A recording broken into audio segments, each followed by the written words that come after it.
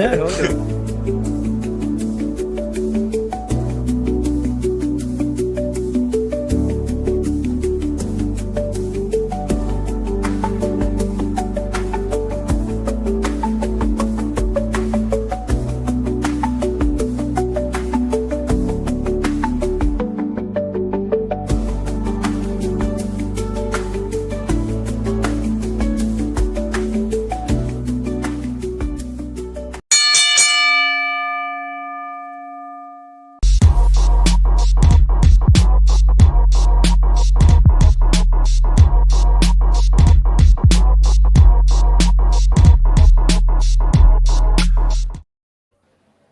Hello, everyone, and welcome back to another episode of the Main Event Mixer here at the Main Event Wrestling Network. We got the OG crew in the house today. We got AEW Dynasty tonight, and we've had plenty of great wrestling happening over the past couple weeks as we are on the road to WrestleMania. But let's introduce this cast of characters. You've seen these faces before. I, of course, am the host, Mr. OTM from the On the Mark Wrestling Podcast. And to my right, I got one half of the Wrestling Junkies podcast. It's the podcast dad. Sir, how we doing? I'm good. A couple sick kids in the house, but I wouldn't miss this for the world. Oof. You're not going to get sick then, are you? Probably. Yeah. But at least they waited like 2 weeks before Mania, so we're good. This is true. Get it out of the way now, and then you can enjoy WrestleMania. I like it. The Great Brown Hope's in the house. We out ya. Yes, sir. Main Event blogger himself with a brand new blog out now, so go ahead and check that out. But below the podcast dad is his son and my co-host at OTM, Ian Garavalia. Ian, what's up, dog? What's up, dog? I might at some point switch into something a little bit more comfortable. I know we're all big fans of our baseball teams. Everybody's doing really well. The Reds obviously kicking it off to a nice hot start. Cardinals too. I mean, doing a great job. Phillies. I was getting to you. Phillies have been good. Phillies have been good. Good job, Dad. But yeah, no, I'll switch to that in a bit. But I'm excited for tonight. We're gonna lose viewers. Mr. Cincinnati, I thought I was talking to your co-host for a second when he always brings up the Eagles. Of course, Ian's going to bring up the Cubs. But sir, it's great to see you. How we doing? It's good. It's another rainy, gross-ass day in Cincinnati, but got some tincture. I got my French press. I'm ready to fuck you. Why?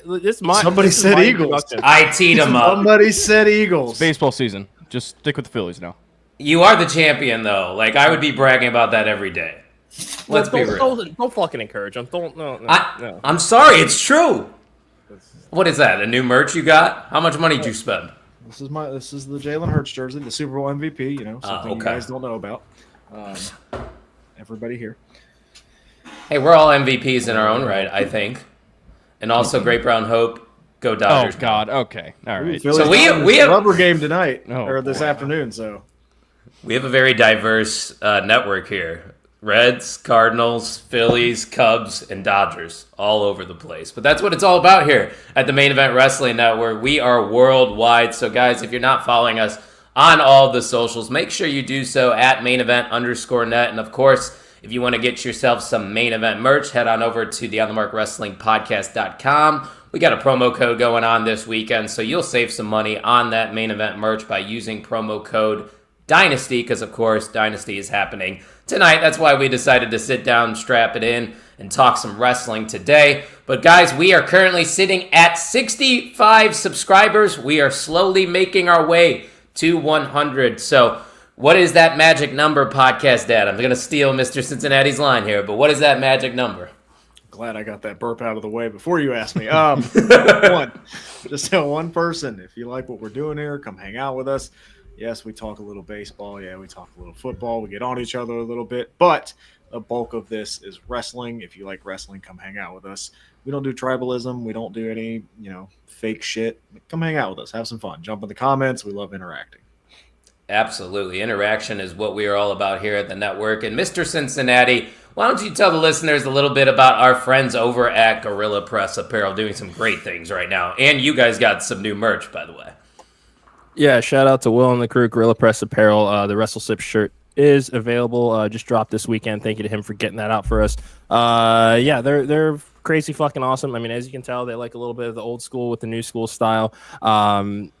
Yeah, you don't want to miss out. One of the hardest working guys in independent wrestling merch right now. If you're a wrestler, referee, manager, promoter, what have you, if you need some merch for those tables, DM over at Gorilla Press APP on X. They'll take great fucking care of you. Absolutely. Couldn't have said it better myself. So shout out to Gorilla Press Apparel, the proud sponsor of every single main event mixer. And speaking of main event mixers, I don't know if you guys saw on our socials, we got a lot coming your way WrestleMania week. Boys, we are only 2 weeks away from the grandest show of them all, and we have not one, not two, but 3 main event mixers coming your way WrestleMania weekend, starting on Friday for Stand and Deliver. Then night 1, we will be on Saturday live before night 1, and of course, recapping night 1 on Sunday and previewing night 2. So make sure you're following us at mainevent_net. But guys, we had a lot going on this past week in the WWE. So before we get into Dynasty, I say we talk about Friday Night SmackDown. If you didn't know, Mr. OTM was there in attendance. I thought it was a great show from top to bottom. But we need to talk about this because I was very excited for it when they announced that Rey Fenix's WWE debut was happening in Chicago. And I didn't expect to see the opponent that he had show up there, but Nathan Frazier, one half of Fraxium, the NXT Tag Team Champions, faced off against Rey Fenix in his WWE debut. So Podcast Dad, let me go to you first. How was that overall presentation? Because I didn't get to see it on TV, but it felt like a big deal when Rey Fenix came out. Yeah, it felt like a big deal. It was a big deal, I think. And it was a good debut. I think there was one botch that people were talking about with Nathan Frazier and the suicide dive, but it happens. Get over it. Shut up. Don't care. It was a good debut.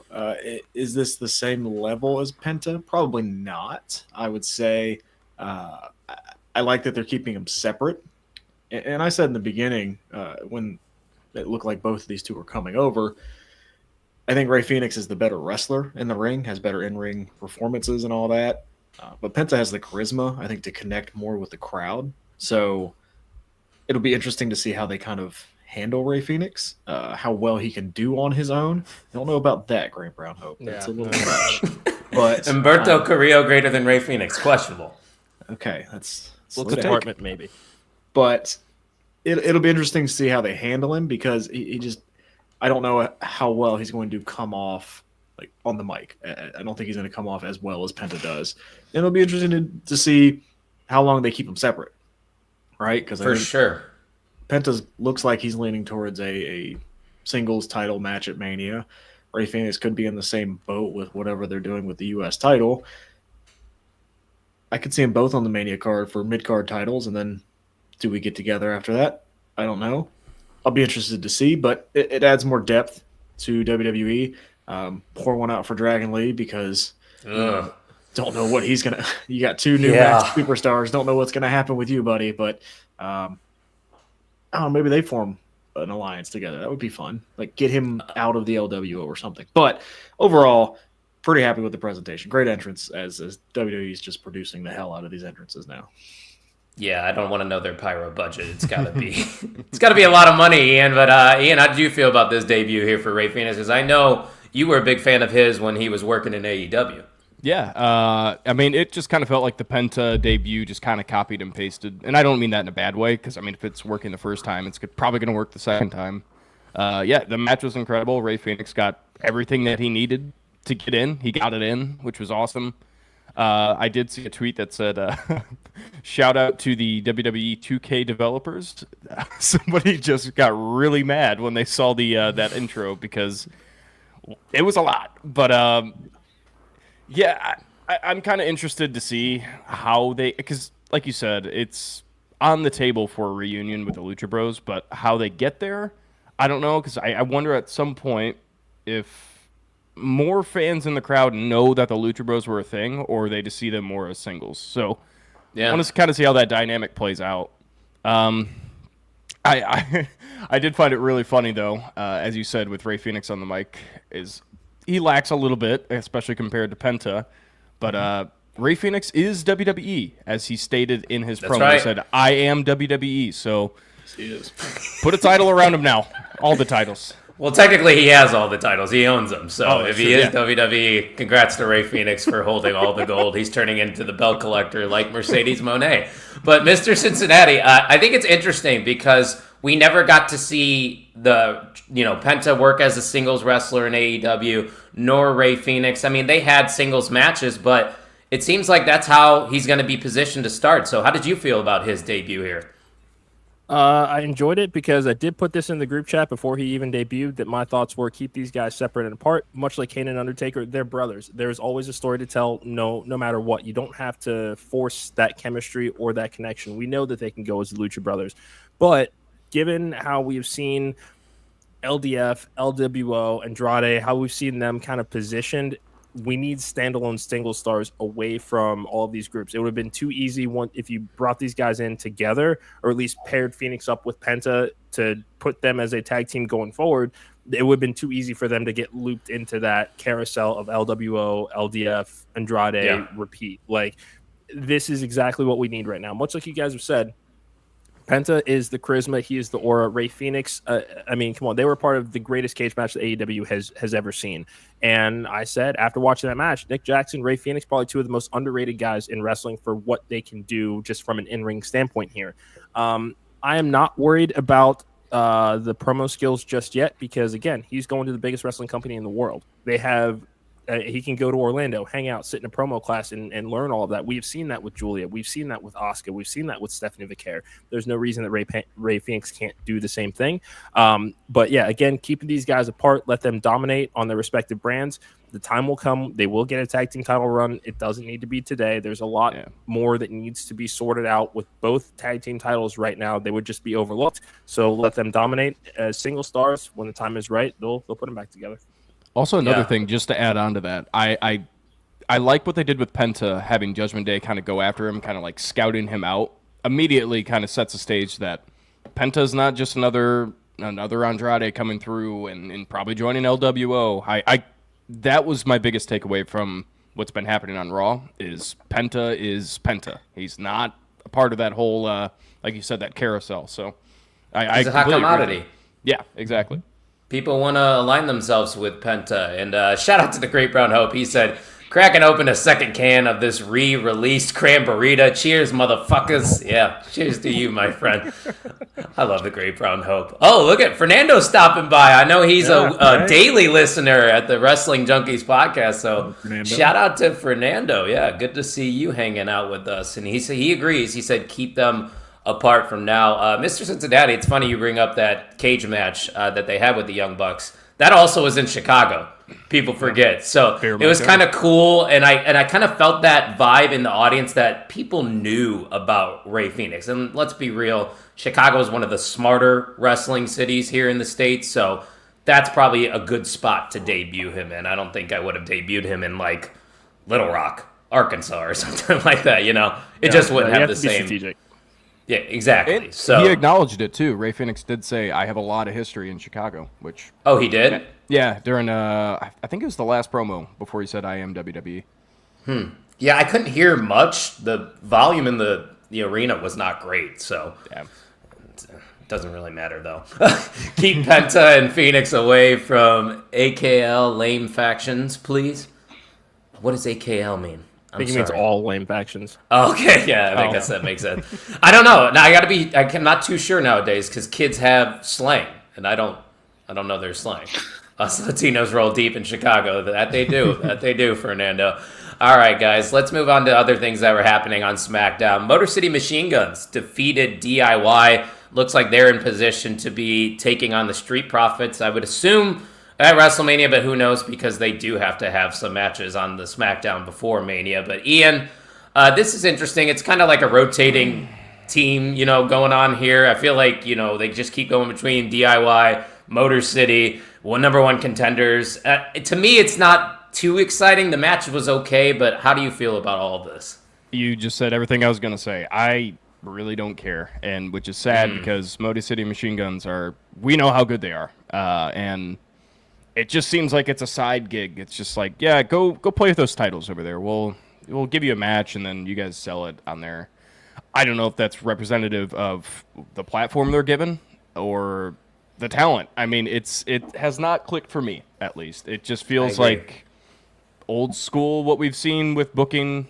I mean, back in the COVID era, there's no heat to it.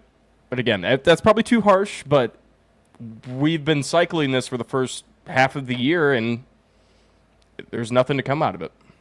And as someone that was there was every entrance from those tag teams, the Street Profits, DIY, and Motor City Machine Guns, the crowd was just meh. They didn't really care that much. And maybe, Mr. Cincinnati, you're going to disagree with me. Maybe you're enjoying this. So I'm curious. How do you feel about Motor City Machine Guns becoming the new number one contenders? It's a mixed bag for sure, because I had been excited the last few months of seeing the emphasis on the tag team division, seeing Pretty Deadly, seeing Los Garza, seeing DIY, Machine Guns, Street Profits, everybody wanting to go after these titles. Something that we really have not seen as far as the main roster. I don't know what it is. Shawn Michaels has been booking the fuck out of NXT's tag team division and doing it very well for a very long time. I mean, the way that he has been able to tease the real, tease tension between Fraxium, and they still find a way to win and overcome it, giving that drama and that intrigue. He just gets it when it comes to the tag team division. We're not seeing so much of that on the main roster, because on SmackDown, we're kind of, for the last month and a half, 2 months, we've been seeing all of these teams want to go after the tag team titles. Raw, it's been fucking crickets. Like, the New Day probably should have the tag team titles by now, but they're finally now starting to get to that point where that seems like it's going to be the program for everybody there. But what sucks here is I'm happy that Machine Guns won, because tag team titles should be defended at WrestleMania. Machine Guns, why not get them a WrestleMania moment? They've been in the business 25 years at this point each and have never competed the biggest show of the year. Street Profits need something that they can sink their teeth into and have for a while. There will be a great WrestleMania match, and Machine Guns will make sure that they give the Profits a great match. But there's still a lot to discuss about kind of how we're booking this tag team division and what we're seeing here. So, like I said, fine with the match. But I do think that it's time to have a little bit more definitive storytelling with this. As far as, like, we know that Machine Guns, we know the Profits, WrestleMania, whoever comes out of that, we need to set up their next contenders right away. We can't wait to do that. It's also disappointing, because I really did want to see Pretty Deadly get a WrestleMania moment and walk out with the title. Yeah. Probably not going to happen. Might. Hey, you're right, Podcast Ed. Still might. There is a chance that they could work their way back into it. They have been heavily featured on TV, and Fernando says HBK is a former member of the Rockers, so he knows tag team wrestling, that's for sure. Podcast Ed, how do you feel about this whole tag team situation over on SmackDown? I like it, because look at the alternative on Raw. At least we're getting tag team wrestling on SmackDown. Like, at least they're trying. Is it working? Maybe not, but they're at least giving them time. Like, when was the last time we saw the Viking, or whatever the hell they're called now? Like, what? They were there this Monday, but yeah. That's how much I care about that division, right? Like, it's nothing. Like, at least they're trying over here. We have some pretty solid teams. I think if they give them time, they can wrestle. Like, go back and watch the Rumble match. It was pretty good. It just sucked placement wise where it was, because tag team wrestling in WWE hasn't been important ever. So it's going to take a minute to build that division again. We have some solid teams. I'm willing to give them a chance, because, again, the alternative on Raw is just nothing. So at least I have something on SmackDown. Yeah, the last time tag division was good was New Day versus Usos, when they were going back and forth for years. That's the last time I felt anything. Yeah. Yeah, I miss that was like, what, 8 months? Yeah. I miss just the Usos tagging. I mean, I'm enjoying the Jey Uso stuff. Trust me. Don't get me wrong. It's working. Throwing hate at Jey Uso? Make eye contact. No. You hate the singles push that Jey Uso's going through? Is that what you're saying? No, I don't hate it. I just prefer... Okay, I'm going to say this for the podcast, Dad, so he can be happy. I just prefer Jey Uso as a tag team wrestler. Same. I know you've been preaching it. But, yeah. He'll get his moment. It'll be fine. I had a theory on that. Let's hear it. With Jey Uso, okay, you're right. So I'm going to describe somebody for you. beloved by the crowd. Oh boy, right? I don't love this. Got a catchphrase over. Got real hot. Has had a couple shots in the main event. Keeps coming up short. Fans really want it to happen. Got a mid-card title run that was cut short. Way too short. Who did I just describe? Dolph Ziggler? LA Knight. Yeah. Put him in the spot versus Gunther, and it would have been much better. Really? Oh, I would agree with that, yes. I don't know if I would agree with that. Maybe a year ago, yes. But Yeah. in today's landscape, no. Coming off of losing to It's all Shinsuke about Nakamura. Yeah. Okay. I see. Even the LA Knight stuff ain't doing it for me anymore. Like that's already gotten old. If they would have capitalized on it, they would have. I agree. I totally agree with you. I think they missed the boat. He could have been Money in the Bank last year. I think that match of Rumble this Mania year. with him and Solo is going to be amazing, though. Yeah. Well, no, they're not doing him and Solo. Him and Jacob, you mean? Jacob, yeah, Jacob. Well, Which we maybe are Solo gonna- gets in there. We Oh, also true. have to talk about Solo, but we'll wait closer. Yeah, no, I think we definitely are going to be talking about Solo. Also, I don't know what happened to Mr. Cincinnati. Hopefully, he didn't get taken over by the Wyatt Six. No, I made Okay. him mad. I made him mad. He went to go hide. I thought Uncle Howdy was at your place, You've brother. said way worse to me this week, okay? And that's that shit that's not no. Well, this week just started, so Okay, last week. technically. Within the last week. Just a champ. I don't know. This is my end of the week, Dave. This is I my think end. Sunday's Sunday the is. end. I mean, it's been I know. a very long time. Technically, Mentally, though, it's the end for me. mentally, I don't yeah. know where I am. This is true. This is getting dark. All right. Solo is not that dude, Fernando No, he says. is not. No.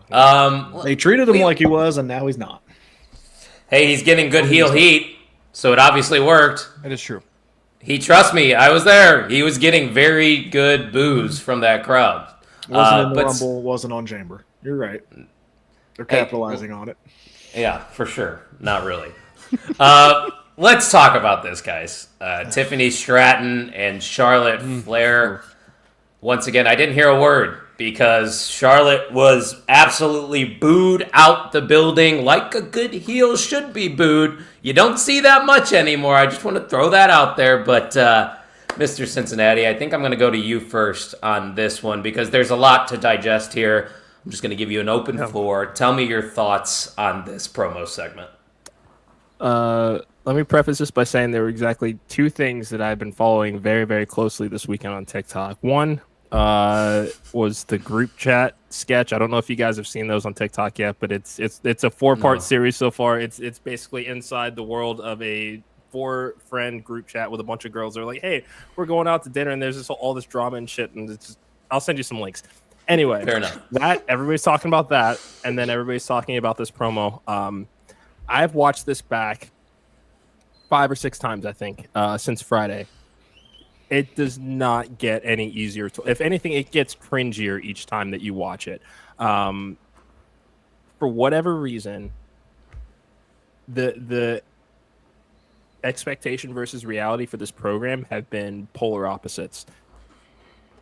I don't even know where the fuck to begin with this. I think that the crowd played a major part in it. I will say that. I'm not going to go so far as to say that the crowd hijacked this segment or anything like that, but it was a very vocal crowd that did make it a little like Charlotte, who is a veteran of this, seemed flustered. That's rare. And it was on full display here. Tiffany also, you could tell she was trying to get some of her edge back after the face-to-face from a couple of weeks ago. This just came off as desperate by everybody involved. Charlotte, like I think it was Ibu of WrestlePierce, and say what you want about him, but I thought this comparison was interesting. Charlotte was reading the crowd and trying to gauge the sense of, hey, we need to end this earlier than the time that we've been given here. It's just not working. She tried to. Tiffany just wanted to keep going and wanted to keep getting her shit in, which is fine. I mean, when different experience levels. So if I'm in Tiffany's shoes and I'm newer at this, I'm probably going to want to go with, okay, here's what we said we need to get out of this segment. I want to make sure we get to the end of it. Whereas Charlotte's feet, much like her father, can read a crowd and be like, okay, this isn't working. We need to, we'll let them figure it out in the back as far as additional filler time. But it just, the comparison was Charlotte tried to end this game and unplug the controller, and Tiffany's still playing with the controller. Like it just came off as desperate. There was no need, I don't think, to go to the to the divorce part. Like, I get it. She was on a media tour on a talk show. Fine. Like it's whatever. That was what led up to the week. But I don't necessarily think that for the sake of this promo that we needed to go there in this point. Because even I put in the group chat, hey, I'm gonna back off Charlotte in the build of this program after seeing kind of what she was also going through while trying to get back from injury. Because I wouldn't, you wouldn't wish that on anybody. I certainly wouldn't. No. But I need this fucking match to come and go. Like, I'm fucking done with it. This should have been a lot cooler and a lot more fun, and a dream match, a dream moment. This isn't the time for it. That's hindsight, obviously. But I'm done with this one. Let me get on my soap opera box, whatever the fuck the saying is. I don't care. I botched that. Whatever. Soapbox, just a regular soapbox. Thank you. No you. Opera. I appreciate no that. Opera needed. Yeah, no opera. But I could sing if you want me to, guys. Sing along with Mr. OTM. I've been telling everybody this for months. Tiffany is not ready to be a champion on the main roster, and that's okay. Not everybody is ready that soon. They really just pushed her right to the top right away, and I think it was just too much for her to overcome. And I think Fernando is saying it as well. Tiffany is getting exposed by Charlotte Flair because Charlotte Flair is a veteran. Charlotte Flair has done it all in this industry, and she is the bar of that women's division. And she is the heel, the best heel they have in that company. Tiffany is not ready for this match at WrestleMania. That's why Charlotte Flair is going to win. That's all I'm going to say, Podcast Dad. You seem disgusted. Oh, yeah. Take your sip. Take your sip. Go for it. But I agree with Fernando. The Jade and Naomi story has been 10 times better than this story. Okay. Everybody here, not here, just everywhere, is dumping on Tiffany, right? Tiffany not working. It's not doing it correctly. Cool. This is now what, the fourth or fifth time we've seen this issue with Charlotte? When has this become a Charlotte issue? She's the veteran. Control it then. When Tiffany did the final line, shut up. Why make anything about Kaiser? Shut up. Move on. We have been dumping on Tiffany Stratton, saying she's just getting her lunch eaten. Okay. Hey, Charlotte, help. This is your program too. Mm-hmm. We have seen this before with Charlotte. At what point do we go, maybe the issue isn't Charlotte's opponent every time. Maybe it's Charlotte. I have go away heat with Charlotte. I'm done with the Charlotte experience. I don't want any more of it. I'm done. Because every time we get into a big major feud, something like this happens. We saw it with Nia when they had heat. We saw it with Becky when they had heat. We saw it with Bayley when they had heat. We've seen it with Tiffany now. That's a good point. I mean, when do we stop crying wolf? Like, I'm sorry, you're going through stuff outside of the ring. Okay, so does everybody else. Get over it. Be a veteran. Help get through this, because as much as as much as it is on Tiffany, takes two to dance. Agreed. Fix it, Charlotte. You're the veteran. You've been here the longest. Fix it. Like, that's my issue. Is we're going after Tiffany. We're not going after Charlotte, and I think we should. I thank you for saying that, because if you weren't going to say it, I was going to say it. The biggest takeaway, I had a couple takeaways from the promo segment. First of all, I saw the story that they're trying to go with. Tiffany's the next Charlotte. They dress the same. They try to talk the same. I love that. That's the guy they should be taking. Yeah. Charlotte. Tiffany was playing it pretty well by the books. Like, she was reading the crowd, going with the crowd. See, this is the crowd that I have. That was perfect. And then Charlotte kept trying to get these cheap digs that Ludwig Kaiser bring up at the end.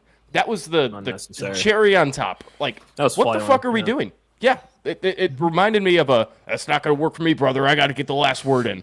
That's what it reminded me of. And it pissed me off. Like I said, I don't think it's good heel heat at this point. They could have capitalized on good heel heat and actually played a good heel. I like the off-script segments, like a Cena versus Cody. That's what that should have been. That whole promo segment should have been just like that. They could have played it very well. Yeah. But the cheap digs, like behind the scenes shit, why do we have to care about that? I don't know. That I'm glad you brought it up because I was going to bring it up even harsher. Yeah. I think the context is I think the context still matters just because, again, when we're looking at the week as a whole, yes, it was capped off by this segment that did more harm than good.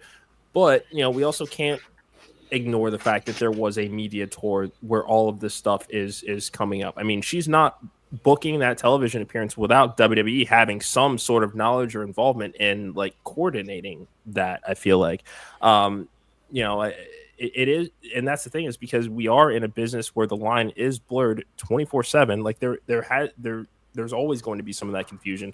I think that the issue is, again, much like Podcast Dad said, yeah, Charlotte is the veteran here. There had to have been a way to drive the car to get to that ending point that you really wanted to, where you can even still include the real life digs at her and finding ways to incorporate those. It just seemed like in this moment, it didn't feel like that was planned. I mean, it's not, how many times have we seen, this year alone, Punk and Rollins talking about each other's respective wives and using social media to their advantage to do that. There was a right and wrong way to do it. It just didn't seem like in this moment that was planned. That's what I think is fucked about it. It just seemed like it came out of nowhere. Yeah, I was going to say, I think the difference between the Seth and Punk feud and this feud is that heat was already established from the day Punk returned. Like, it goes deeper than just wrestling. That was well known. Everybody knew about it. Commentators told everybody about it. That makes sense there. Tiffany and Charlotte, like I said, they had the plan. Obviously, they laid it out saying Charlotte is old, Tiffany's new. It's the new Charlotte coming in. And they had that story laid out. Fernando brought up in the comments, Tiffany brought up Charlotte's divorce first. Yes, I am not defending that. It's also stupid. They could have played it very well by the books, but no, we have to go for the cheap pops from the crowd of, oh shit, we're bringing this up. Why? This didn't need it at all, and now it's just awkward. Yeah, because Tiffany's not ready to talk like that. Obviously, she wants to keep reading the script, which would have worked very well. Just Charlotte needs to lay back and let the crowd boo her.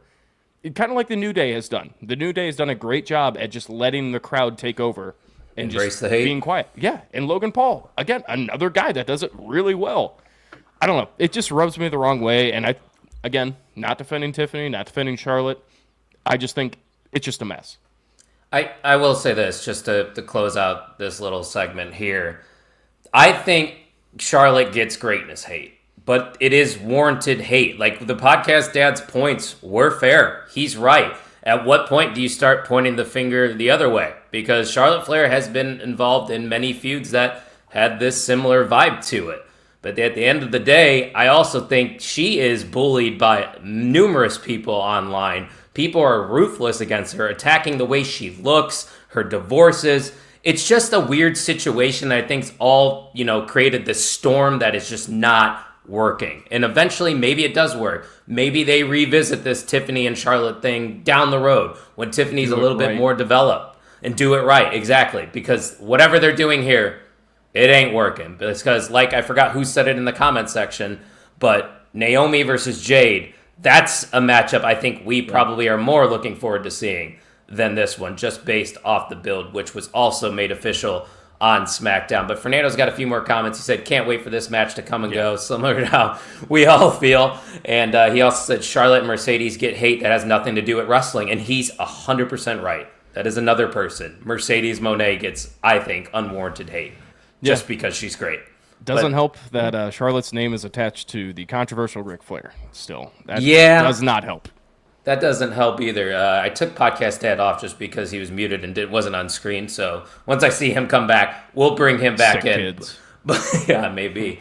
Maybe that's what he's dealing with. But a few more things let's hit quickly on from SmackDown because we still got to talk about Dynasty. Jacob Fatu is the last man standing after defeating Braun Strowman in a fantastic match in a feud that I've thoroughly enjoyed, Ian. So we're going to be seeing Jacob Fatu face off against LA Knight at WrestleMania. How'd you feel about this? I loved it. My only downside, I kind of wish Braun was... They somehow made this into a triple threat. But again, we have a lot of triple threats. But Braun Strowman has excelled anything from the past. He has finally found his niche. And it helps that Jacob Fatu has been that kind of like bloodlust opponent. this match was incredible, and I was not expecting this at all. It helped that the crowd helped. Chicago is a really good environment for these kind of hardcore matches. I mean, we got legit blood from Braun Strowman. The guy was bleeding out of his arm after that suplex. Oh, I didn't even see that. Yeah. It was nice. I didn't see the cut, but I just saw the blood. But no, this match was fantastic, and it was very simple, straight to the point. And yeah, as Fernando says, Fatu is your new U.S. champ. You got to capitalize. See, I would differ because I think there's a chance that Solo could cost Jacob Fatu. That's what I'm saying. There you go. There he is. I mean, we've seen it before. We've seen it before. It's. I could see them wanting to try to. Okay, let's try the Solo experiment again. At least let's get a program for Jacob Fatu out of this to further drive that tension between the new bloodline, which we know is going to happen. I mean, we know Jacob Fatu is a star. It's unfortunate the King and Queen of the Ring are not scheduled, at least not at this point yet, because he would have been my pick to win it all. But I could see them wanting to try to stretch that story between the two of them out to SummerSlam. LA Knight. Yeah. Okay, you keep the US title on him. Like, okay, that's fine too. But I do like the idea of a plot twist here because we've seen it with Solo before. Several Ian, times. was that you moving? Sorry, Mr. Cincinnati, but Ian just threw me off by moving things around, and my ADHD kicked in. I apologize, but Podcast Dad, it's good to see you back. Hope you're doing okay. How do you feel about Jacob Fatu? Doing fine. Solo's winning the title at Mania. That's my prediction. Really? He's winning the U.S. title at Mania. Yeah. He's getting into that match. Yeah, Jacob Fatu and Solo will have a match at SummerSlam for that title, and that'll be the big Jacob Fatu face turn. That's what I think is going to happen. What happens with LA Knight? I don't know. We'll see. But that's push him tough, to the. Push him to the. Does main more event. Slim Jim commercials. Push him over to Raw. Put him in the main event. What are we doing? Raw. Yeah. I think a change of scenery would definitely be good for LA Knight. And that match exceeded my expectations too, Ian. I really enjoyed that. It was a lot of fun there. We did, though, figure out what that favor is going to be for CM Punk. I was hoping we wouldn't really find out until WrestleMania or maybe even after WrestleMania, but no, they set this one up. The opening segment had CM Punk, and he wanted to get this favor situation figured out with Paul Heyman, and the Tribal Chief showed up at the end. Seth Rollins was involved, and we come to find out that the favor was indeed that Paul Heyman will be in the corner for CM Punk at WrestleMania. So, Podcast Dad, let me go to you first. How do you feel about this favor being revealed? Because to me personally, it kind of feels like a safe favor, in my opinion. Yeah, a little bit of a meh, right? This just tells me that Seth Rollins is winning at WrestleMania. So, I don't think he's going to be able to pick between Roman and Punk, and I think Seth Rollins is going to end up getting the win here. So, yeah, the favor's fine. It's nothing crazy. I don't know. It just wasn't. I expected something bigger. I probably shouldn't have, but it's fine. We'll see what happens. Ian, what do you think about this favor? Yeah, I'm kind of about the same. It's like, okay, cool. I hope it has more implications than just that. Obviously, the feud is going to go on. I'm kind of agreeing with Seth Rollins winning because Roman versus CM Punk is bound to happen, just Solo v 100%. Solo. So that'll be fun. But again, yeah, our wrestling brains were like, oh, this favor's got to mean something else. But also, I mean, Punk has been kind of hinting at this favor being gigantic. Sure. I mean, it was underwhelming, but like, again, we're marks and we wanted a lot more out of it. Well, and there was a nice little callback, too. I don't know if you guys saw the clip from, 2013, I believe it was, where Paul Heyman said, that day that you do get that main event, CM Punk, I will be in your corner, Mr. Cincinnati. I think you saw that as well, but how did you feel about this favor? A little anticlimactic for me. I don't know. I think initial thought after hearing main event's not the favor, you'd think, okay, number one contendership for somebody's title at some point down the line, something you can go back to later. I just have Rollins, I definitely see winning at Mania, but I think that it is because of Paul Heyman that happens. It's we can't decide, but I pointed this out on our show. Paul Heyman has turned on everybody, just about everybody that he has managed in his entire WWE run at some point or another, including CM Punk. There's nothing left to do with Roman Reigns and Paul Heyman, I don't think. The Bloodline saga is over. It was fantastic. It's a work of art. It's time for Roman to get back to that one-man gang, just wreck everyone and leave, get him back to that kind of grittier presentation. Seth Rollins, we know we can talk, but something about Seth Rollins becoming a Paul Heyman guy for this next heel run seems really, really intriguing to me, because, I mean, we saw what it did for Roman because nobody saw it coming, and that's why it worked. Same thing could be said for Paul Heyman and Seth Rollins here, I think. And that's low-key what I'm hoping for. Yeah, and I think we've all been sort of critical about Seth Rollins' character as of late, and I think that is something that he could jump right into and excel in, being a Paul Heyman guy. I mean, I don't know how you fail as a Paul Heyman guy unless your name is Curtis Axel. That's the only one that didn't work. Did you guys even remember that was a thing? I do, yeah. Or not great. Yeah, that's a good point. Oh, Ryback too. Yeah. Claudio. Oh my God. Okay, maybe there's more than one then. Yeah, they did it for a while where they just thought they would attach that on somebody Right. and they'd have a star. And it's like, well, no, you got to follow up a little bit. But, Gotta have the We have to have some kind of history and story behind it too. we don't talk helps. about that time anymore. Yeah, They can't hurt us Let's anymore. not talk about that. No, Oh, they can. we've emerged past that. We are good. We are in the grand old age of professional wrestling now, brother. We got AEW Dynasty, though, happening tonight. I believe it starts at 6 Central. Could be wrong there, but looks like they got a lot of matches on the card. So let's get into this card. We're not going to talk about the... Huh? Where's it hailing from? What's the city it's coming from? Fuck I off. don't know. What is it coming from? Fuck Oh, yeah. Philadelphia. And you're not going? Waffle knew what he was doing. Did you call me a waffle? What'd you say? No, there was another word. There was another word attached to the front of that. Just Did you call me a waffle? That might be worse than the first word of it. okay. No, That's a great the first insult. word's I'm gonna start definitely- calling no, people whatever. waffles.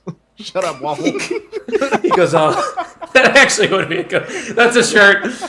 Sell it on the Junkie site. Shut up, Waffle. I like that. Oh, I love that. Oh, that's We're soul. creating magic. Look at that. It's like when Ian said pop and large, it became a thing. Popping large.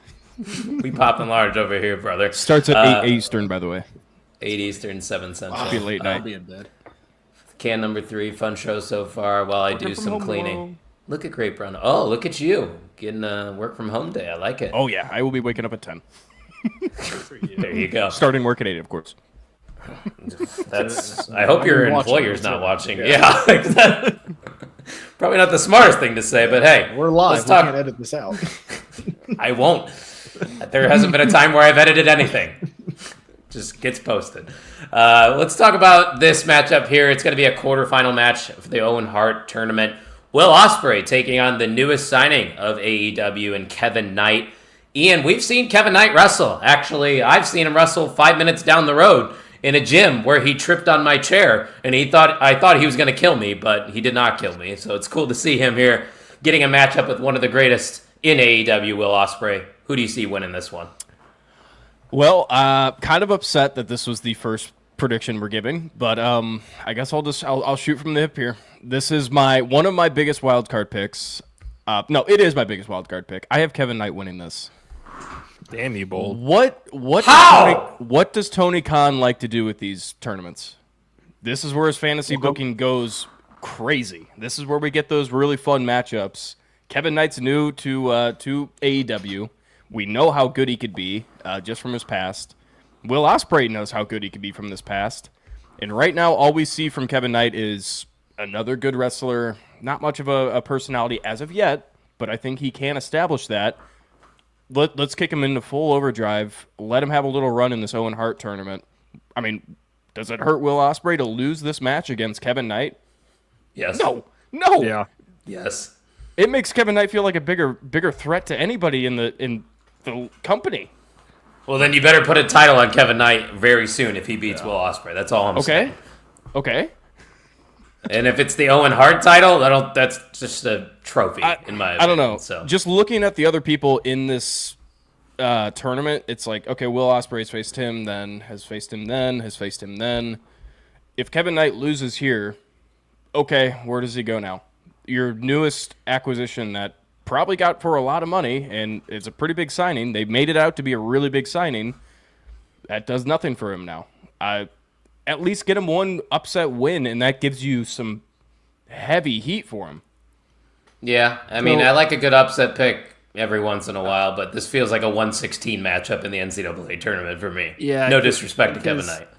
The best comparison that I've got for this one, remember when Action Andretti came in and beat Chris Jericho when we still gave two fucks about him? Holy shit, I forgot Action about Andretti is currently on the pre-show tonight. That's why, like, I think this will be a fun match. It will be a fun match. If you're gonna have Kevin Knight get a win like this over Ospreay, I'm not doing that on pay-per-view. Fuck no. That just seems a bridge too far on this one, especially with the aura that Will Ospreay has. This isn't one of those like he'll hello.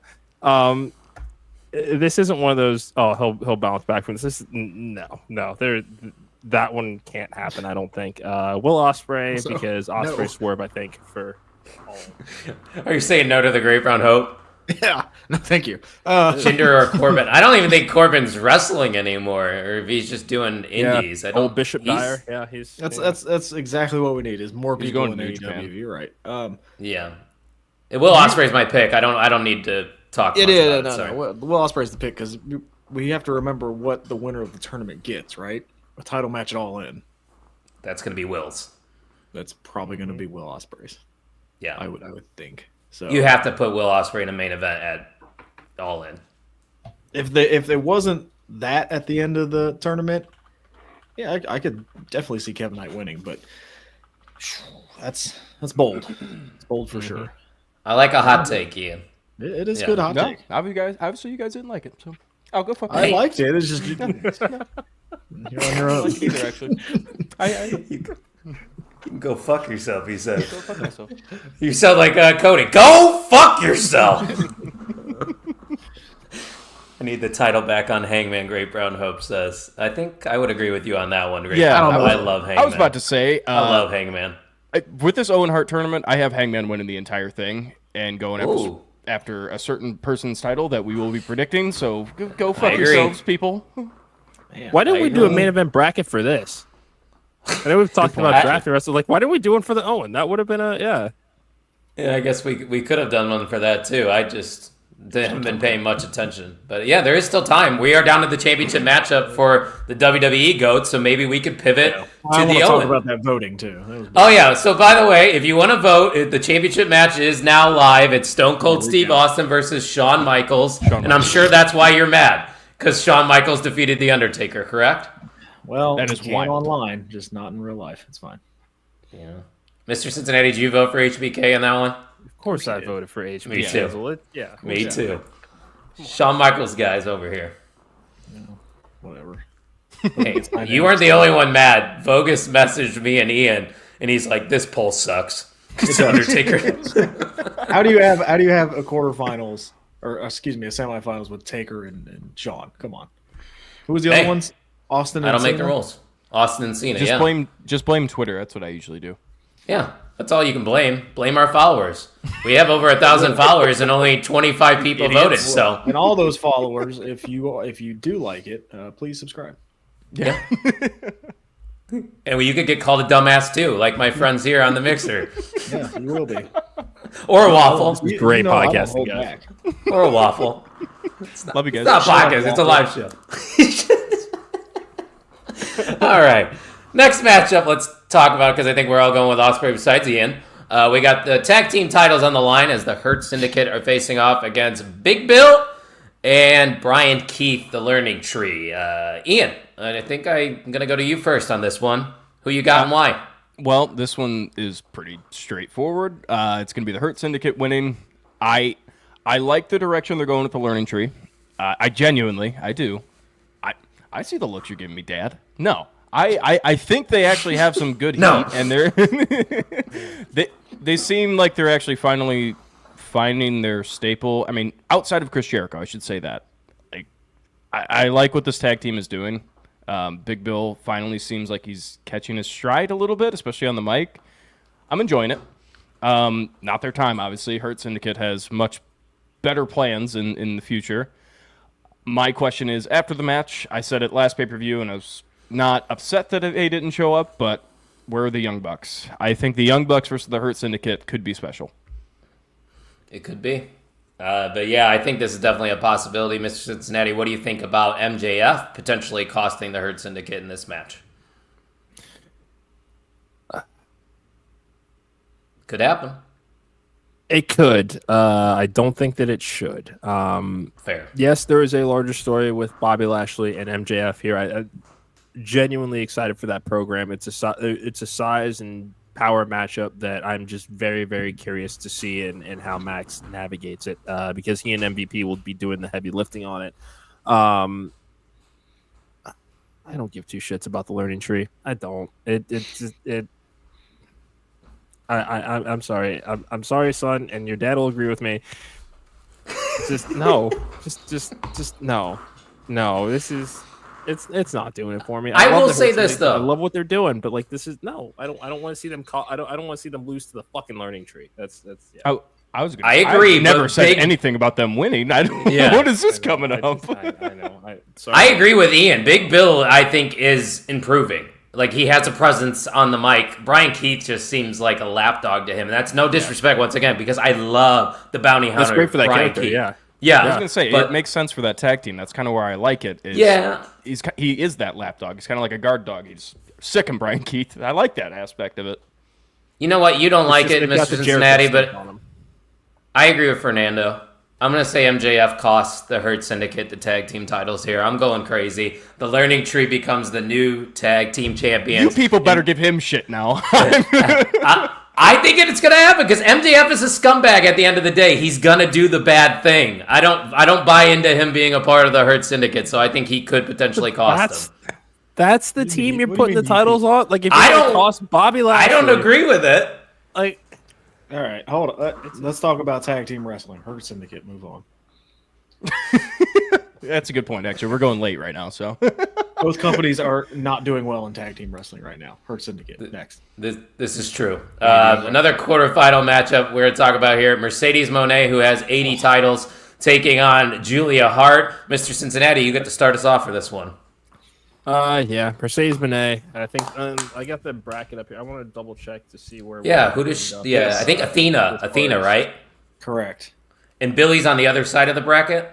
Correct. Yes. Yeah. So Billy. Yeah, Billy. it just seems weird that we're getting that in the semifinals, but I think that's just going to be the match one sort of thing. But yeah, Mercedes Moné, just because on the other side of the bracket we got Harley Cameron and Athena. There's their semifinal match, which is cool. Lays the foundation for that feud. It's just the larger story here that's more interesting here. So Mercedes, it seems like it's taken them a while to find her programs that she can sink her teeth into. Obviously, the Harley Cameron one has been a lot of fun, and they continue to be thorns in each other's side. But Mercedes and Athena is the match that I need this year. Mercedes really needs that fucking match. Yes. Mercedes needs just a feud to dive into for a long-term story, I think, because a lot of her matchups have just been one and done, one hit, and then we're moving on. And like Fernando says, I think your CEO's got this. I think she's definitely going to be defeating Julia Hart because there's bigger stories at play in this tournament. Podcast Dad. Okay, couple things. The hell's Mercedes doing in this tournament? I agree. She's your TBS Great champion. point. Why don't you have her defend the title on the pay-per-view? You know, we just saw another champion get stripped because, she can't defend the title all the time. Okay, whatever. Logic. I'll get out of it. And yes, I cannot wait to see Mercedes and Athena square off on Dynamite. Because the finals takes place at Double or Nothing. Where do the semifinals take place? I'm not sure. A show in between the next pay-per-view. Great. What are we doing? What are we doing? This is the pay-per-view match. No disrespect to Julia Hart, but this is the one you're choosing. This should be a straight-up title match. They've done that before, though, haven't they? You have Athena and you have Mercedes. Have them meet in the final with all the titles on the line, and the winner goes to take on the world champion. Like, Fernando's probably right. She's probably going to beat Timeless Tony at All In. I'm not ready to live in that world yet. No. I think it is. Like, what else is your match? You could make so much more money if you would have had Athena and Mercedes meet in the final, all the titles on the line, and then you go to All In, all the titles on the line. Like, what? Oh, it's so Hey, easy.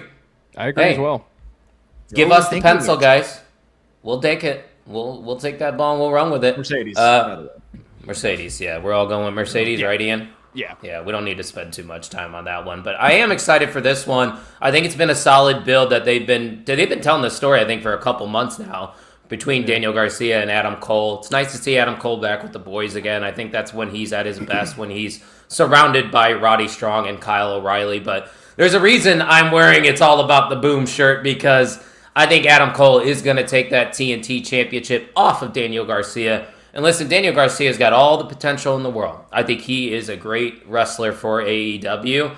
I just think it's time to move on from this title reign and see what Adam Cole and the rest of the Undisputed Kingdom, or whatever they're calling themselves now, can do with some gold around their waist. And I think that's when we saw the best versions of those wrestlers. Look at the Undisputed Era. Whenever they held titles, good things followed. So put the title on Adam Cole. Good things are going to happen for that TNT title. That's my pick, Podcast Dad. What about you?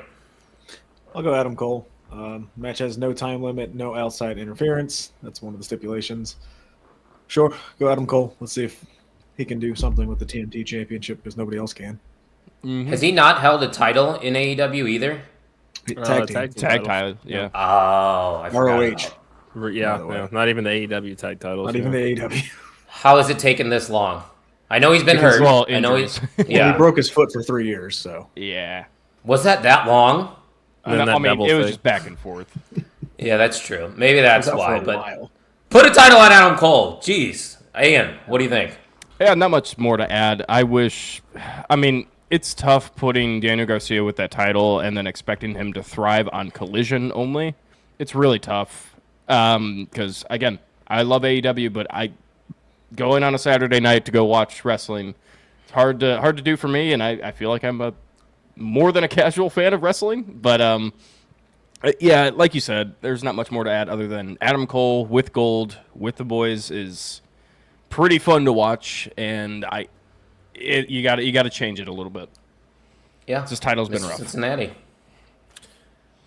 Yeah, this is this title. Let's call a spade a spade. This Daniel Garcia title run has sucked, and most likely the only reason that he has that title is to keep him from going to New York. That's it. Because realistically, had Daniel Garcia not re-signed, look at Ethan Page, look at Ricky Saints, look what Daniel Garcia could be doing in WWE right now. Tony Khan didn't want that, and he was a petty little fuck about it. And I apologize to anybody that thinks I'm piling on AEW. I'm not. We were actively critical. This was a shit move because it's the wrestling business. It's going to happen. But that's my belief of what happened here is I'm going to put this title on you to keep you from going elsewhere, and then you don't do anything with it. Like, how many times on our show, Chris, have I forgotten who the fucking TNT champion is? So that's like, same. Hopefully Adam Cole can do something with this, because this title is nothing. Yeah. Well, that's what sucks about that title. It has to be on TNT, so it has to be on Collision. Who says it has to be on TNT? Well, it's the TNT title. I mean, they're all under the Warner umbrella too. Like these are I've all seen of Mercedes on TNT. It's not, This is true. Yeah. There's no rule written down that says you have to. I know. There's no. I know, but I'm just telling you their logic behind it. That's why. Change the name of the title or get rid of it, because that's dumb anyway. They need to start combining titles. That's really what they need to start doing, and I think that's what they are going to do with Kenny Omega and Okada, and that will be your all-in match. I think that writing. Frustrated with this card. How you guys? Yo, we're supposed to get excited, so let's talk about this one. Bandito's winning. Bandito, right? Yeah. Do we even want to talk about it? No. Okay, Bandito. That's our pick, guys. Now, yay.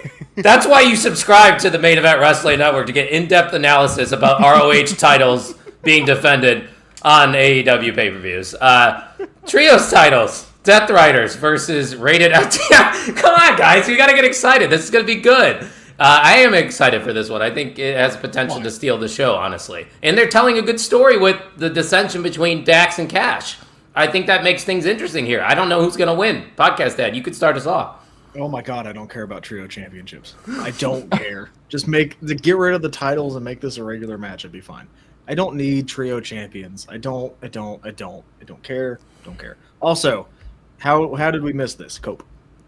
Cope's in this match. Cope. We love Cope over here at the Main Event Wrestling Network. And it's probably gonna be a fine match. My god, I don't care who wins these titles. So you don't even have a pick for me. Give me the Death Riders. Oh no, Ian, please save me. It's going to be rated FTR. I think with the dissension that's coming, and I mean, we're going to make our predictions here soon, but the dissension that's happening within the Death Riders, I think it's smart to take those titles off them. Again, those titles really don't mean anything anymore. Back in the early AEW days, it felt with the fun. Elite, it meant something. Yeah, it was. They were awesome. They lost them on the first night. They got them taken away.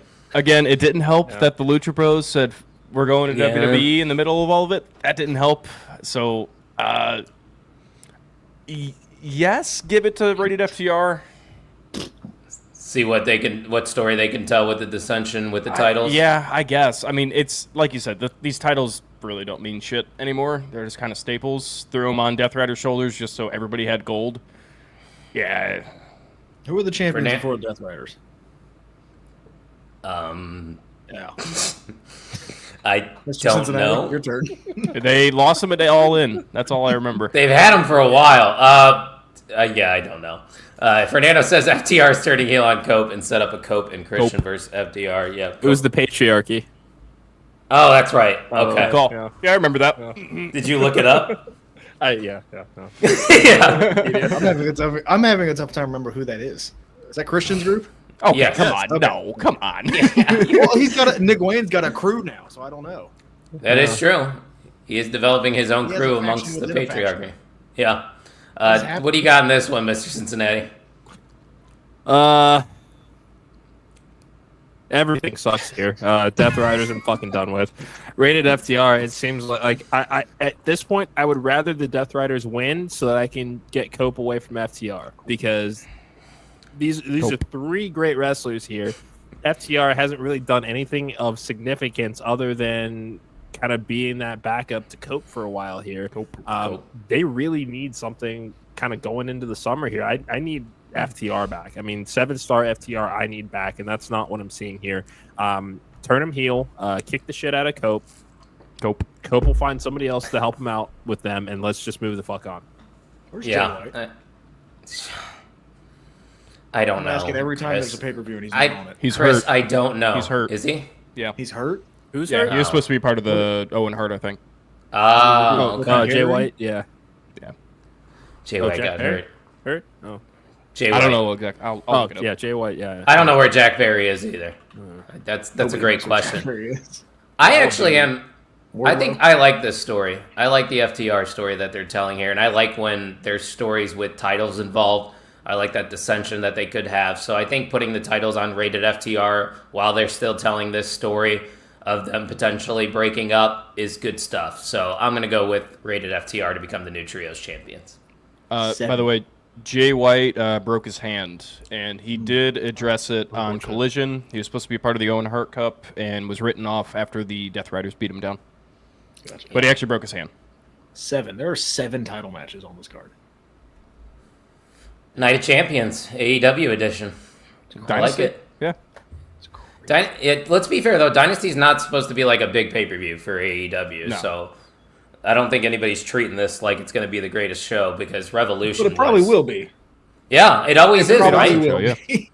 We say it all the time. Show. Yeah, it doesn't matter about the builds. They always put on good pay-per-views, so we're probably going to get a good pay-per-view here, and we're probably going to get a great international championship matchup, which I'm looking forward to seeing because for Speedball, this is a big moment. Speedball just got to AEW. They are treating him like a big deal.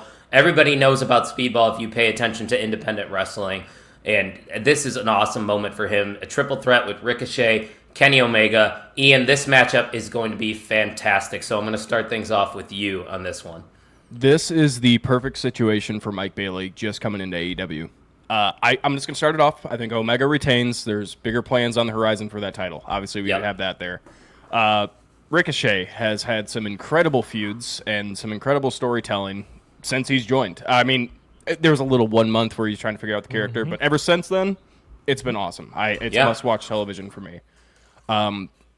Now, with Mike Bailey coming into this big spot, obviously probably going to lose, you have Ricochet to fall on with a good feud. Let them establish and let them run a really good feud over the summer. I'm all in. Pun not intended, but I'm really excited for this one. That was a good one, Ian. I like that. Thanks. I meant to do that. Yeah, you did. You're a good good podcaster. See, I can't even talk. Mr. Cincinnati, talk. You waffle. Yeah, so first off, before we're giving praise to Mike Bailey, we're also going to shout out Veda Scott because she's just one of the best commentators on the Indies right now. Kenny Omega also wins this match, I think. This is, and I want to compare this again to Will Ospreay versus Kevin Knight. Kevin Knight coming in with a lot of fanfare, Speedball Mike Bailey coming in with a lot of fanfare. This is just not their time to win these matches. They're going to look great in having these first pay-per-view debuts with two of New Japan's all-time greats. Like there's a lot of opportunity here that will come out of a loss here. With Ricochet, it's he had the Swerve program that helped establish him as a heel in AEW. That helped a lot. Now it's time to see what he can do with the rest of the roster, and I think this will be a good program to come out of that as well. We know these guys are going to have a lot of fun matches together, and I think that tonight's just a small sample size of what we could get potentially from them. But yeah, give me Kenny. Yeah, you guys basically have said it all. I got Kenny Omega in this one, and I think Ricochet and Speedball could be a lot of fun into the summer, like Ian said. So I'll keep it simple. Podcast, Dad? Yeah, same thing. This is probably going to be match of the night. I would put my money on that. This is probably going to be the best match we're going to see tonight. Give me Kenny Omega. The plans are bigger for him. Ricochet and Speedball going off. That'd be fine too. I think they've booked themselves into a good spot here. So, yeah. These last three matches that we're going to be talking about here are really the matches I'm looking forward to, especially this one because another new superstar to AEW is Megan Bayne. And we obviously know the presence she had on independent wrestling, and she's being shotgunned right into the main event, which is awesome to see because Toni Storm, I'm just going to say it, I think she is the top women's superstar right now in professional wrestling. So this is awesome that she is getting this match here at Dynasty. So Mr. Cincinnati, you're going to start us off here. Who do you got winning this one? Man, Toni Storm definitely gets the win here, but let's not diminish what Megan Bayne is or what she can do and what she brings to this women's roster right now. We saw her live at GCW in Indy. I had never seen her live before, and just absolute aura personified. I mean, there is just something there, and that presentation is a nice juxtaposition to what we see with Toni Storm. They're both elegant in their own respective ways. But when it gets down to it, we also know that they are gritty, bruiser, and can turn it into a fight when needed. And I think that's really, really exciting about this match. Toni Storm's the greatest AEW Women's Champion of all time, and it's not even close. This is a great opportunity for Megan Bayne. She's going to look phenomenal here, but today is not her day. Give me Toni Storm. Yeah, and I like this comparison here from Fernando. He said Megan Bayne is Beth Phoenix 2.0. She definitely has that aura to her, as the kids would say. She's not winning here, but I could definitely see Penelope Ford maybe costing Megan Bayne accidentally in this one, and that could be the direction for Megan Bayne, for at least the next couple weeks. But I think Megan Bayne's going to be fine, even if she loses this one, Podcast Dad. I so badly want to pick Megan Bayne. Ooh. But I can't. Yeah. If this was a couple months down the road, like Tony just won the title back. Yeah. I don't think they're going to switch it that quickly. But man, you want to talk about a way to, kind of shock the system a little bit, using a Adam Cole pun. But I'm gonna go Toni Storm now. But man, I'm going back and forth a lot more than I thought I was going to go, because I think they know they have something very big in Megan Bayne, and give me Toni Storm. It's tough because it would be a statement. Yeah. I am glad you didn't pull the trigger because I'm pulling the trigger. This is my second wild card pick. Right now, the way I see this match, with Toni Storm with that title right now, there are probably 3 women on that roster that's like, okay, yeah, they could be that spot in Toni Storm and probably hold their own. Megan Bayne, she's hinting at that spot right now. They have made her out to be a beast, and she is. She's really good in the ring. We know that. Mm-hmm. The talking, it's finding its way, but I think pairing her up with Penelope Ford, who could talk. She's got a good promo to her. Let's make Megan Bayne into the juggernaut that she can wrestle as, and make her that automatic contender. Even if this title match or the title run lasts like a month or so, you know that the capability of winning a title and being that presence of a title winner, let that be known now. I want to see the shocking win here. And if it's a squash match, I will love it even more. Ooh, interesting. I mean, they definitely need to shock us, I think, on something. And they will. Watch. Yeah, they usually do. And listen, if Megan Bayne were to win, I don't think that's the worst case scenario, because like Ian said, Tony's already got all, she set the record for reigns in AEW, so she's already got that going for her. It can just get her another reign under her belt by winning it back. And then no one's going to complain either. Hard to recover from, though. Might be. I mean, you're coming off of this is probably the top 3 match in company history, regardless of gender, that she's coming off of. Megan Bayne has been great, but it seems like a stretch to be here 2 months to take it off of somebody like that. There's other women's champions that it would have been more believable that holding that belt that you could see taking it off just as quick. Even Toni Storm's first reign with the title, you bring in Megan Bayne to squash and present her as the next big thing. I'm buying that. But there's just something about this timeless character that it just seems like you might want to be a little more strategic in taking the title off of her because of what she's done with it.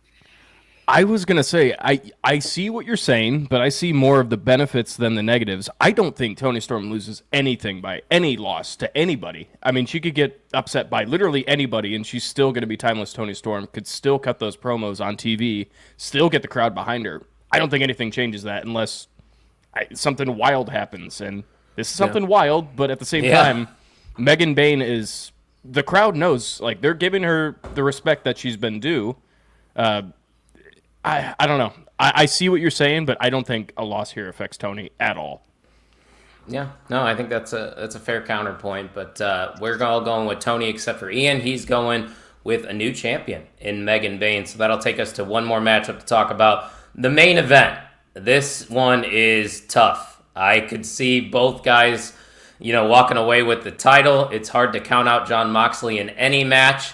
Ian, I'll start with you on this one, because there's some interesting avenues they can go to coming out of this matchup. I have been throwing a lot of wild cards out there. I'm going to throw the opposite of a wild card and go with my heart and not necessarily my brain here. I think the world needs to see Swerve Strickland win that title. It's time. It has clicked with me with the Death Riders this past month. This build to this match has been fun. I have enjoyed it. It feels like like what they should have went with from the beginning. The heart and soul of AEW versus the Death Riders. The epitome and the kryptonite to AEW. Let's see that title finally come out of the briefcase or whatever the hell is in that briefcase tonight after Swerve wins. It needs to change. This is the moment. Again, there's people arguing like, oh, this could be another good win for Jon Moxley to really get more heat on him. There's already enough heat on him. I don't think it's getting any louder. And it's starting to turn into go-away heat. So let's get Swerve that win, take it all the way to All In, and then my winner of the Owen Hart, Hangman, versus Swerve at All In for that title. I like it, Ian. Mr. Cincinnati, how do we feel? This is a big-time matchup here. Yeah, much like Ian, I've loved the Death Riders versus Swerve story. Everything else related to the Death Riders just hasn't worked. I was really excited to see how they were going to rebrand Blackpool Combat Club now that Regal had moved on back to WWE. Loved the fact that they added Marina Shafir to the group. We had batted around a number of women that we thought would make great members of BCC, back when they had that original entity. So I love that they included Marina Shafir. Something about this story just has not worked for me. Like it just has not been interesting, and it took a little too long for us to get to the motivation and the why of the Death Riders and what their goal is in AEW. The fact that we have not seen the Young Bucks try to come back and say, what the fuck is going on to this company that we left you get? Like, there's been a lot of holes in this story here. But let's go back to Revolution last month when we had this conversation of which world title should have main evented. It definitely should have been the women's world title based on what we saw and how they produced that ending and everything that went along with that. You could have put the world title in the middle of the show there. You had the same spot of Swerve diving off the crowd. You could have had that same pull apart battle. You didn't need the main event in order to do that. Swerve is aura. Swerve is swag. Like, there's just everything about him as a world champion right now that makes the most sense. I know at least I think Chris has a different opinion than I do on this. I think it's absolutely bullshit that you're not showing your world title on TV. It doesn't make sense. It's like, okay, take it out of the briefcase. Still show us that you have it. Do something. Like, the briefcase is unique, don't get me wrong, but to just have your world title not on TV for 4 or 5, 6 months at a time is kind of fucked to me. I don't like this Death Rider story. I love everybody that's in the Death Riders. I don't like this program. I just want to go away. Give me Swerve. I'm done. Yeah, no, that's fair, because I would agree with you. The Death Rider stuff wasn't working for me. At least this build makes sense. At least him versus, like Ian said, the face of AEW, Swerve Strickland, because I think he is that defining face. You can definitely say Kenny Omega and Will Ospreay are the top two, but I think Swerve is right up there with those guys in that conversation. I mean, just look at the reactions that Swerve Strickland gets every time he comes out there. The dude's a megastar. So I look at this match, I think, my brain says Jon Moxley just based off of past pay-per-views. I just feel like they're going to keep prolonging this Death Riders thing. But my heart wants Swerve Strickland to have this moment. I believe Swerve won the title at last year's Dynasty too. So this would be very cool to see him win titles at back-to-back AEW Dynasties. And I think that would be a great way to close out this show. And it would be interesting with the Death Riders, going off of my predictions, not having the trios titles and not having Jon Moxley as world champion. What does that mean for the Death Riders? I think that would be interesting coming out of this pay-per-view. So I'm going with Swerve Strickland to become the new champion here, Podcast Dad. What about you?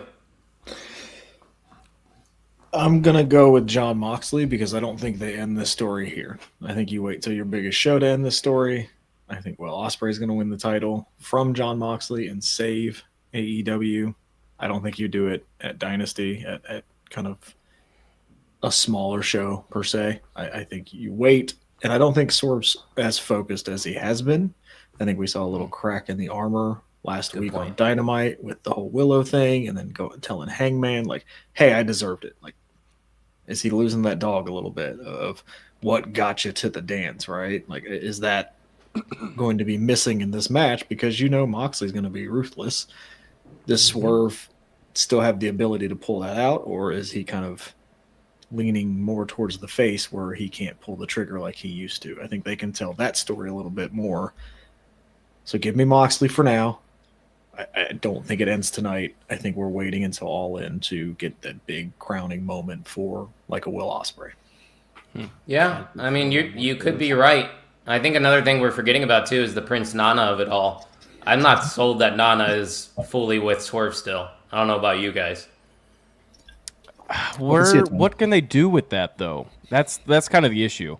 Like, do you have Nana go partner with, Hangman? Like, I don't know. That doesn't sell for me. Yeah. Prince Nana and Swerve go hand in hand for me. Like, I think a lot of steam gets lost if those two split ways. Well, let's pull up these comments here. Fernando says that Brian is making a shocking return and gets revenge on Moxley by costing in the champion. And then Maria says, what if Hangman is helping Swerve to win the championship? Because Mr. Cincinnati, we saw it on Dynasty. Swerve even admitted that he deserved getting his house burnt down, which was a nice little touch, I thought. Yeah, I mean, I like that idea of Maria's much better, just because there is that, hey, you owe me a favor. We know the history between these guys. Like, I like that slow burn here. Excuse me. Brian, I I don't know. I think it's just my personal opinion. I think he's just done. I don't think that we get a Bryan Danielson return, at least certainly not in ring one at that. So I just can't see that. But Hangman basically costing Swerve and saying you owe me one, and kind of, we know that there's the deeper tension between these two. But if they're both showing respect to each other, that's also an interesting story up to the lead up to this. Would be their third match, I think, at this point. Yeah, Fourth. Yeah, fourth. Okay. Yeah. I mean, they've spilled buckets of blood all over the world with each other. Let's have a little different dynamic going into that if that were the case. So if I've got to choose between those two stories there, I like the Hangman one. Yeah, I do too. I think it would make a lot of sense, but this is one of those matches on the card where I think is truly a 50-50 call, because you can make a case for either one of these guys. But like we said earlier, even if the build isn't that great, we know AEW pay-per-views are going to deliver. This one should deliver as well. So we appreciate you guys hanging out with us. We went a little longer, but there was a lot going on. SmackDown had a lot of good things. We're only a couple weeks away from WrestleMania. Guys, there's so much content coming your way, not just at the network itself, but with our individual podcasts and whatnot. So, Mr. Cincinnati, what do you guys got coming up on the agenda for the Junkies podcast these next couple weeks? So let me get the calendar up here. There are a few things that are kind of in the works that we've not necessarily announced just yet. April 16th at Mania Week, we do have our old friends Rob Weathers and Carbon Childers coming back for another wonderful Wednesday of just shooting the shit, where basically we're just going to give them a live mic for 45 fucking minutes and hell yeah, chime in every once in a while. But we've got some other surprises that we're not quite ready to announce just yet, but follow us on X and TikTok at Junkies Pod. Subscribe to our YouTube channel. Follow us on Instagram at Wrestling Junkies Pod. I need to get the Tony Storm episode of Wrestle Sips out. Maybe that'll be my celebratory once this match is over sort of moment here. The Storm Royale is a fucking delicious drink, so I can't wait for you guys to check that out. Podcast Dad, am I missing anything? I don't think so. All right. Yeah, that's what we got. Yeah, can't wait. I'll be tuning in. At Junkies Pod is where you can find their show. And if you're interested in checking out what OTM is cooking up, we got some things going on these next couple weeks.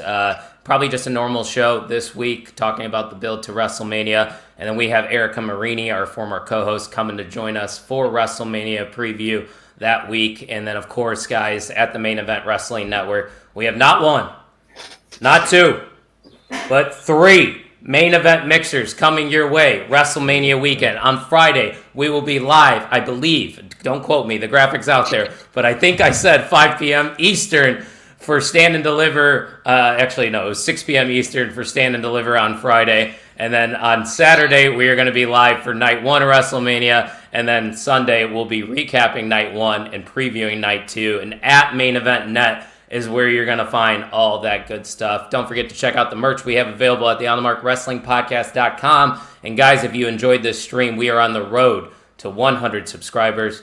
Podcast Dad, what's that magic number?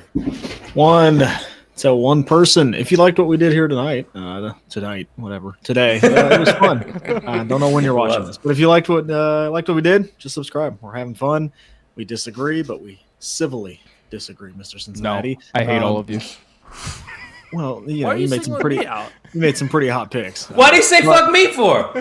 Yeah, exactly. Everybody shut up. Let me plug. If you like what we're doing, please subscribe, because we want to continue to do it. So just come hang out with us. Come on. We got so much content coming out. It's crazy. And spoiler alert, we are going to continue to do it because we love doing this, because you guys interact with us. That's what it's all about. So whenever we are live, jump in those comment sections, hit that subscribe button, give us a like, and get ready for some main event moves happening these next couple weeks. So thank you guys for joining us once again for Main Event Mixer, episode 21, and we'll talk to you next time for WrestleMania weekend. See you then.